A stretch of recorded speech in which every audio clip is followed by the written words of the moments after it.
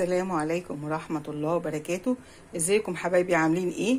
النهاردة هجيب لكم بقى حاجة كده جميلة هنعملها نشرب بيها الشاي الصبح عشان بنقوم ملناش نفس الفطار ومش عايزين ناكل اي حاجة. هعمل لكم حاجة جديدة اسمها انس. امبارح وانا بشوف كده عروض في هايبر ومش عارفة ايه لقيتها بكام؟ الكيلو ب80 جنيه، مع ان هي مكوناتها بسيطة جدا ومش مكلفة وموجودة في اي بيت.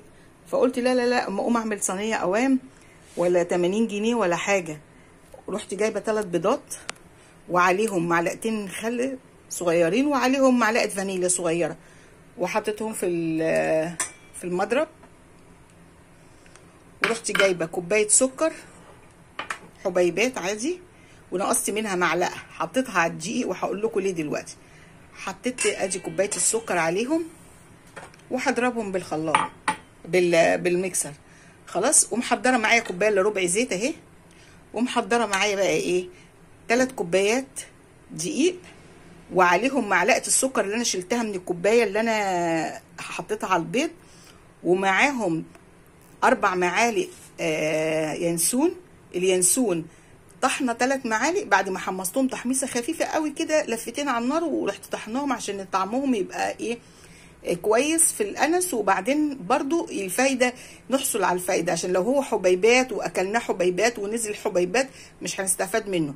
فطحنت 3 معالق، والمعلقه الثانيه سبتها صحيحه، ومعلقه السكر. وطبعا رشه الملح دي معروفه، بننخل الدقيق وبنحطها معاه واحنا بننخل الدقيق. رشه الملح معروفه، وواحده بيكنج باودر.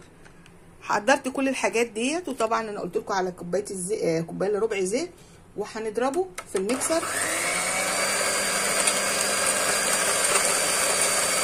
كأنك بتعملي كيكه بس بطريقه تانية وبطعم تاني وليها تقنيه تانية بعد ما نخلص، لان هي مش هنسيبها، يعني هي بعد ما هنخبزها هنسيبها كده تهدى قيمه 10 دقايق ونقطعها.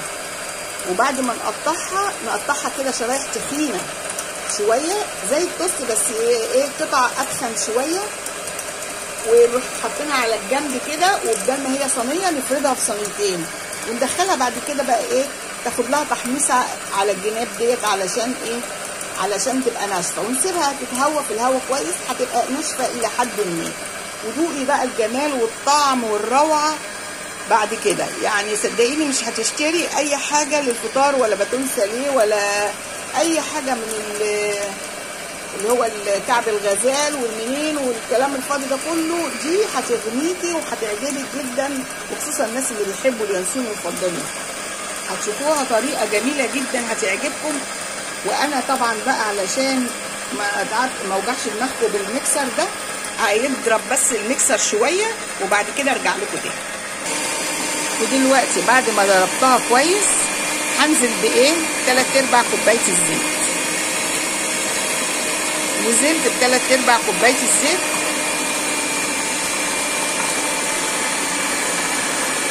وهاجي كيس البيكنج باودر بحب انزله كده عشان يتخلط كويس في السائل. وبعد كده انزل الدقيق بقى بمكوناته اللي انا قلت لكم عليها. 3 معالق ينسون متحمص بسيط ومطحونين، ومعلقه صحيح. ومعلقه السكر دي بقى ليها سر، لان انا حتى هنا كوبايه بس واخده منها معلقه حطها على الدقيق. دي بقى اللي هتفضل ايه فيها ايه يعني القطع بتاعت الانس فيها زي ما تكون فتافيت سكر كده بسيطه، بتبقى تديها طعم جميل جدا. وهننزل بقى بايه بالدقيق واحده واحده. المكونات دي هننزل بيها نقلبها كده مع بعضها، وهننزل بيها حبه حبه كده علشان نهدي الخلاط خالص، المضرب خالص. انا مصممه ان هو خلاط. نهدي المضرب خالص ونجيب كده حبه حبه. على فكره هي ممكن تاخد كوبايه او كوبايه وربع كمان زيت، بس انا بقى ايه علشان انتوا عارفين الزيوت والحاجات والدهون ديت دايما بيقولوا كترها خطر. حطيت كوبايه الا ربع. ومحضره معايا ايه بقى، حطيت بايدي اهو محضره معايا نص كوبايه ميه دافيه. ده كيس انا احطها لان دي ما بتحطلهاش لبن. بحطها ايه بقى تعادل السوائل بتاعتي عشان تخليها ملحلحه كده اهوت، علشان ما ازودش زيت اكتر من اللازم. وهصبها في الصينيه بقى واوريها لكم.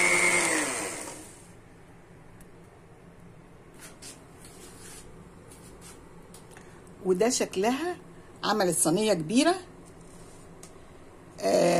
يعني، بس قوامها مش زي الكيكه، بتبقى اتقل من الكيكه، اتقل من الكيكه شويه. وتحطيها في صينيه كبيره كده وتهزيها كويس كده، وبعدين تدخليها الفرن على 180 لحد ما تستوي سوا الكيكه العادي، بس كانها كيكه، وتستوي كده وشها يبقى حلو كده يعني متحمر سيكه كده. وتروحي ايه بقى بعد كده تسيبيها تبرد 10 دقايق، وهنقطعها نجيب صينيه تانية او صاج ونفردهم فيها على جنبها بقى، عشان ندخلها الفرن تاني 5 دقايق كده ولا حاجه، علشان تحسي ان هي من كل الجوانب كده ايه متشمعه، عشان تسيبيها بعد كده في الهواء تنشف. وهوريكم شكلها هيبقى عامل ازاي. وده شكلها بعد ما طلعت من الفرن. هنستنى كده قيمه نص ساعه ولا حاجه تهدى، وهنقطعها شرايح تخينه كده عشان نعملها في الفرن تاني عمليه تنشيف. اهو خلاص الانس طلعته وبرد، وبعد نص ساعه كده ولا ربع ساعه رحت مقطعاه وقلبها على الجناب اللي هي لسه ما استوتش، اللي مش اللي هي لسه ما استوتش، اللي هي عايزه بقى ننشف عليها. وحطيته في ورق الزبده وعلى في الصاج، ورحت رصاقه دهوت وادخله الفرن بقى كده 10 دقايق ايه مثل ما ينشف على درجه حراره قليله، يعني 140 ولا حاجه، عشان يبقى ناشف شويه. وبس بعد كده بقى هوريه لكم هيبقى شكله عامل ازاي. وده شكل الانس بعد ما عملنا له التحميصه الخفيفه قيمه 10 دقايق في الفرن، لما قطعناه وحطيناه على الجوانب اللي هي مش واخده وش، بقى شكله جميل جدا، وهيبقى طعمه جميل جدا، وهيبقى ناعم على فكره قوي. بصوا ناشف ازاي، سامعين بيخبط ازاي؟ بصوا. بعد ما يبرد بقى خالص نبتدي ايه نرصه كده في حاجه، في طبق مفتوح كده علشان يبقى متهوي. وبعد ما يبرد خالص وبعد كده تقدموا منه وتشربوا بالشاي باللبن.